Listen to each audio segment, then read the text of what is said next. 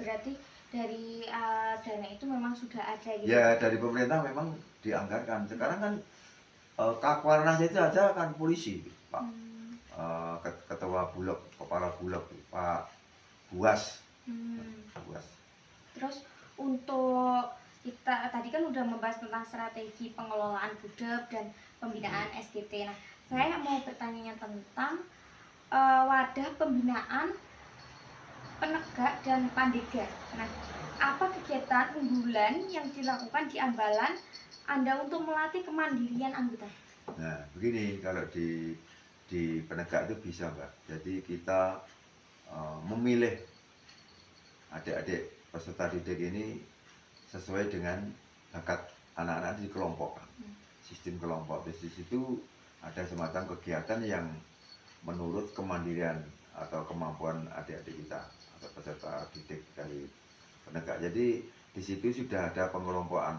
Dengan adanya permainan-permainan itu bisa membuat kelompok yang di dalam kelompok itu bisa menciptakan misalnya membuat keterampilan atau membuat suatu permainan, membuat nyanyian, membuat apa ya semacam kegiatan yang menarik, menantang dan mengandung pendidikan. Nah ini sudah kelihatan sejak adik-adik ini masuk penegak. Karena apa? Di dalam kegiatan olahraga saja kita bisa melihat.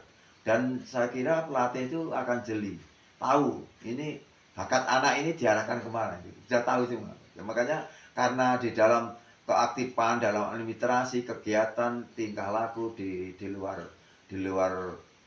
apa kegiatan itu akan kelihatan dengan sendirinya. Kan anak itu nanti akan seorang pembina akan tahu anak ini masuk kelompok mana.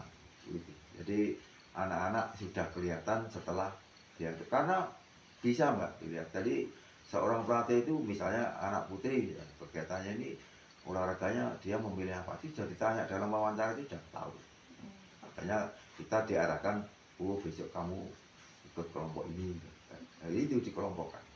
Terus melihat peserta didik kan tidak semua suka tantangan ya Pak ya. Yeah. Terus bagaimana cara Bapak itu mendorong anggota untuk terlibat aktif dalam kegiatan bermasyarakat? Ya begini, di dalam Ambalan itu gini Mbak, jadi mengaktifkan peserta itu bisa, misalnya dari nyanyian kita disuruh mengadakan perlombaan misalnya disuruh nyanyi yang hubungannya dengan kegiatan yang menarik menantang itu tadi. Jadi adik-adik penegak itu bisa misalnya nyanyian ini yang mengandung pendidikan tapi berhubungan dengan kelompok yang lain, misalnya kelompok putra nomor 1, kelompok 2, kelompok 3, kelompok 4, kelompok 5 ini akhirnya akan saling berhubungan, saling menunjang begitu. Jadi anak tidak jenuh begitu. Jadi disesuaikan dengan umur anak. Jadi permainan itu permainan yang mengandung pendidikan. Kalau anak dewasa, terus misalnya menyanyi juga nyanyian ini bukan nyanyian yang apa ya, yang jelek-jelek. Jadi syairnya itu syair yang mendidik. Tidak boleh di dalam pramuka mengajarkan nyanyian atau kegiatan yang apa ya, yang porno atau mungkin bagaimana yang pokoknya di situ memang di pramuka tidak diperbolehkan. Apalagi usia-usia anak remaja itu kesenangannya begini-begini sudah tahu, sudah dikelompokkan waktu kita melatih pertama kali mengumpulkan atau membuat kelompok itu biar anak ini tidak. Tapi ini juga ada Pak, misalnya ada anak yang agak belik dan belik, tapi kita sudah wajar. Tapi nanti akan kembali dengan sendirinya karena paling tidak malu Pak. Kalau kegiatan dia tuh tidak pernah dapat nomor, tidak dapat pernah nilai baik itu dia kan akan malu juga. Akhirnya dia ikut kelompok yang dipilih lagi, diikutkan kelompok yang aktif. Jadi pembina jeli. Ini. Terus penyesuaian kegiatan itu tadi ya Pak, dengan berhubungannya itu ya. Apa tantangan terbesar dalam menjalankan sidang ambalan atau kegiatan rencana? Begini, racana. Iya, racana. Ya, itu begini. Di dalam kegiatan itu diserahkan kepada adik-adik penegak.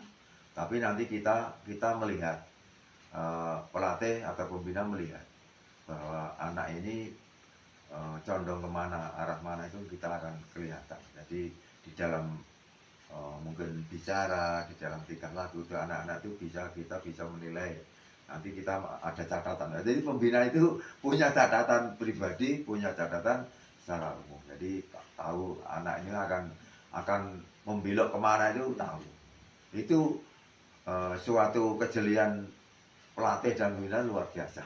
Kalau seperti pramuka, memang anak-anak itu kelihatan dengan ada yang termenung, ada yang suka nyanyi, ada yang suka tertawa dan sebagainya. Ini bisa mengaktifkan. Contoh aja kalau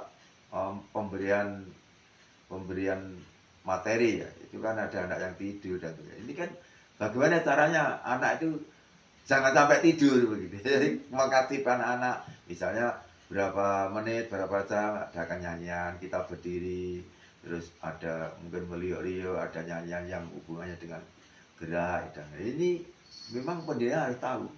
Jadi kita berapa menit itu sudah ada metode-metode yang disampaikan yang secara tidak terduga. Oke. Atau